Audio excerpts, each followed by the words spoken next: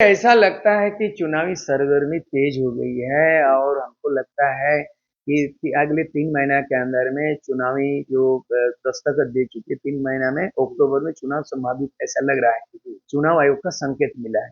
ये जो दमखम दिखाई दे रहा है भारतीय जनता पार्टी का, कोई केंद्रीय मंत्री आ रहे हैं, कोई किसी राज्य का मुख्यमंत्री आ रहे हैं, कोई आसाम से आ रहे हैं। लेकिन उनको सवाल मैं पूछना चाहता, जब आसाम से आप आते हैं तो झारखंड के लोग 200 वर्षों से गुलाम क्यों हैं आसाम में? चाय बागान में आज संताल हो मुंडा, यहाँ से आप वोट की याचना करते हैं, वोट मांगते हैं, यहाँ की आदिवासी की बात करते हैं। लेकिन सवाल बहुत बड़ा सवाल होता है। चाहे केंद्रीय गृह मंत्री अमित शाह ने आश्वासन दिया, प्रधानमंत्री नरेंद्र मोदी भी पार्लियामेंट इलेक्शन में वो जगह भाषण दिया आसाम में जाके कि 200 वर्षों से जो गुलामी जिंदगी जी रहे हैं संताल हो मुंडा, यहाँ के झारखंडी लोग, उनको आदिवासी का स्टेटस नहीं मिला, उसका क्या होगा? दूसरी बात है कि आपको किसने मना किया? यहाँ का स्थानीय नीति आप क्यों नहीं बना पाया? 24 वर्षों के अंदर में भारतीय जनता पार्टी के बारे में कहना है कि 24 वर्षों के अंदर में सबसे ज्यादा कार्यकाल बीजेपी को मिला है करीबन 17 साल। मैंने आप देख लीजिए कि अर्जुन मुंडा 3 बार मुख्यमंत्री बना, सबसे ज्यादा मुख्यमंत्री का रिकॉर्ड बनाया है। दूसरा है बीजेपी का रघुवर दास, अकेले 5 साल कार्यकाल का रिकॉर्ड बनाया, जो आज तक किसी भी 13वां मुख्यमंत्री 5 साल का कार्यकाल पूरा नहीं, ये भी रिकॉर्ड है। यानी अर्जुन मुंडा 3 बार मुख्यमंत्री, और बुनियादी जो मुख्यमंत्री था जिस समय कोई भ्रष्टाचार का कोई चीज शुरू नहीं हुआ था, 2.5 साल के अंदर में बाबूलाल मरांडी क्यों स्थानीयता, भाषा नीति, विस्थापन नीति क्यों नहीं बना? अगर 2.5 साल के अंदर इतना क्यों समय लगा? मैं तो चाहता हूं एक दिन में बनता। एक कैबिनेट में एक निर्णय होता है, तो 2.5 साल के अंदर में कितना कैबिनेट हुआ होगा? बाबूलाल मरांडी का भी उस समय का देख लीजिए, 2.5 साल के अंदर में नीति निर्धारण कर पाने में असफल साबित हुए। अर्जुन मुंडा के समय 3 कार्यकाल में नहीं किए रघुवर दास, और इनको खामियाजा कहां भुगतना पड़ा कि 2014 में इनको बहुमत की सरकार, 5 साल का टार्म बहुमत, 5 साल पूरा, लेकिन खुद रघुवर दास हार का सामना करना पड़ा। और आज इन लोग पूरा जोर लगाए, क्या जोर लगाया है कि फिर सत्ता मिलेगा, फिर माइनिंग होगा, फिर आदिवासी पलायन करेगा। सवाल ये है कि इन 24 वर्षों के अंदर में पलायन की संख्या करीब 20 लाख है, बेरोजगारी के कारण पलायन कर गए।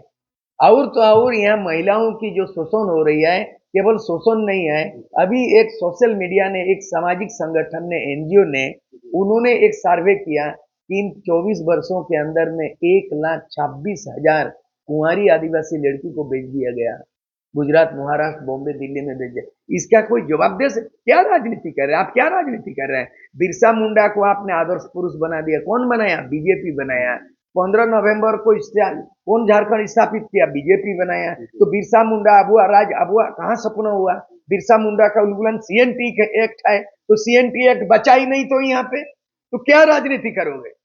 और दूसरी बात है, आप 24 वर्षों के अंदर में आदिवासी जनजाति भाषा को आप मातृभाषा में पढ़ाना, बिरसा मुंडा का भाषा कहाँ है? संताली भाषा कहाँ है? तो तमाम बातें फेल हो चुका है। और ये प्रयोगशाला चल रहा है, लगता है कि झारखंड प्रयोगशाला बन गया। प्रयोगशाला नहीं और धर्मशाला भी नहीं बनने देंगे, बंदरगाह भी नहीं बनने देंगे। और यहाँ पे हम लोग चाहते हैं कि तीसरा विकल्प में पृष्ठभूमि तैयार हो चुका है। ये जो गठबंधन का तीसरा विकल्प, इसके हम लोग ग्राउंड में सर्वे किया है और इसके होमवर्क कर चुके हैं। आने वाला दिन में तीसरा जो विकल्प बनेगा सिद्धांतिक रूप से हो चुका है। आज मैं नाम घोषणा नहीं कर रहा हूं, लेकिन ये मीडिया आपके जरिए ये बताना चाहूंगा कि तीसरा विकल्प का प्रारूप बन चुका है। इसका क्या स्वरूप होगा, इसकी औपचारिक घोषणा जो है अगले 1 सप्ताह के अंदर में हो जाएगी। तो वो जो थर्ड फ्रंट होगा उसमें नॉन इंडिया गठबंधन के लोग होंगे। हाँ बिल्कुल, उसमें थर्ड फ्रंट जो बनेगा उसमें नॉन एनडीए, नॉन इंडिया, मतलब कि बीजेपी गठबंधन भी नहीं और सत्ता पक्ष के जेएमएम कांग्रेस गठबंधन भी नहीं, बल्कि एक तीसरा विकल्प के रूप में बनेगा। उसमें युवा शक्तियों को भी शामिल करेंगे। युवाओं की आवाज जरूरी है और बुद्धिजीवियों की जरूरत है। सबसे बड़ी बात है मेरे समय का आजसू के नेतृत्व और प्रभाकर तिर्की कालीन हम लोगों का जुगल जोड़ी, इनके नेतृत्व में करीब 10,000 ऐसे कैडर है जो ना तो मुखिया बन सका ना तो विधायक बन सका।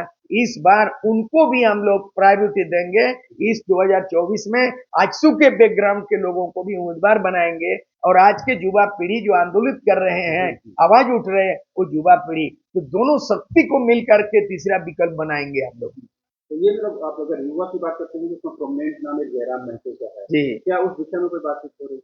हमको लगता है कि हम लोग बातचीत कई मायने में कई स्तर में बातचीत चला रहे हैं, कई उसमें हम लोगों का सूत्रधार है और हम लोगों ने ये काम शुरू कर दिया है और उसमें हमको लगता है कि आशातीत सफलता मिलने की आसार है और एक सप्ताह के अंदर में फलीभूत हो जाएगा।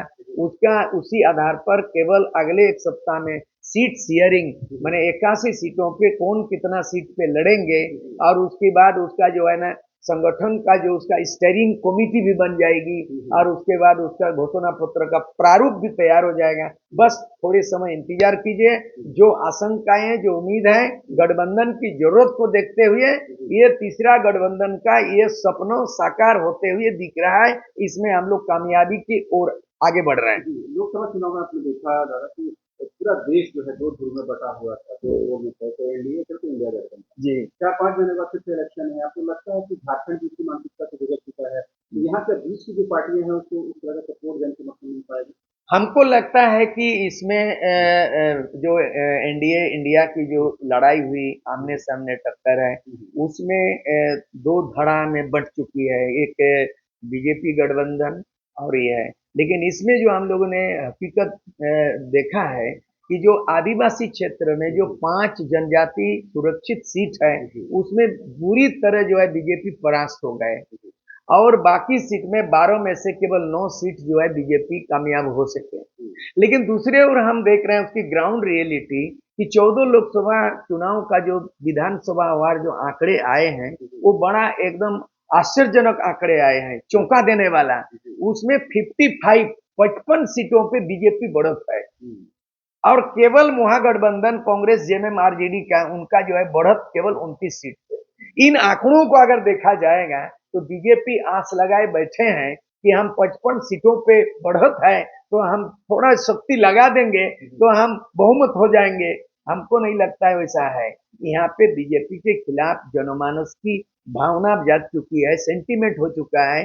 अब की बार जो है अब ये बीजेपी को वो 55 वाला जो दिखाई दे रहा आंकड़ा वो नहीं होगा, भाजपा के खिलाफ जाएगा। और दूसरी बात है कांग्रेस जेएमएम की सरकार में भी वो जो वादे किए थे 2019 जो 5 लाख नौकरी देंगे और उसके बाद 25 करोड़ रुपया युवाओं को टेंडर में उनको टेंडर में मौका देंगे, महिलाओं को 50% भागीदारी देंगे और बेरोजगार शिक्षित बहनों को भत्ता देंगे, महिलाओं को 50% रोजगार देंगे और झारखंड आंदोलन के पेंशन और सरकारी नौकरी देंगे। ये तमाम चीज वादे का वादे रह गया और 2019 पार करते करते चुनाव दस्तखत दे रही है। लग रहा है कि आगामी विधानसभा चुनाव में ध्रुवीकरण पोलराइजेशन किया जा सकता है या उसका असर होगा झारखंड में? हमको लगता है कुछ कुछ छोटे छोटे शक्तियों को हम एकजुट करने में कामयाब होंगे, इस दिशा में प्रयासरत हैं। जैसे आपने जिस व्यक्ति का व्यक्तित्व नेतृत्व जो है युवा शक्ति उभर कर सामने आया है। एक युवा शक्ति जयराम महतो की आवाज, जयराम महतो के नेतृत्व में जेवी के शेष है। दूसरा हम देख रहे हैं कि भारत आदिवासी पार्टी लॉन्च हो गया है और वो राजस्थान बेस की पार्टी है और आदिवासी नौजवान उसकी कमांड किया। उसके बाद पिछले हमने देख लिया है कि झारखंड आंदोलन के जनक मरांगोम के जयपाल सिंह, उसके बेटा जो है इच्छुक है राजनीति में आने के लिए प्रयासरत है, जयपाल सिंह। हम तीसरा विकल्प तीसरा फ्रंट जो बनेगा उसमें हम चाहेंगे कम से कम 1-2 सीट वो मरांगोम के जयपाल सिंह जयपाल सिंह का हम लोग दें सीट। एनी होरो झारखंड पार्टी को पुनर्जीवित किया, एनी होरो के बेटा उनके परिवार को उनका पार्टी को देंगे। उसी तरह का जो है ना हम लोग जो है विनोद बिहारी महतो धनबाद में कोयला अंचल में विनोद बिहारी महतो का उनका भी कुछ संगठन है वहां देंगे।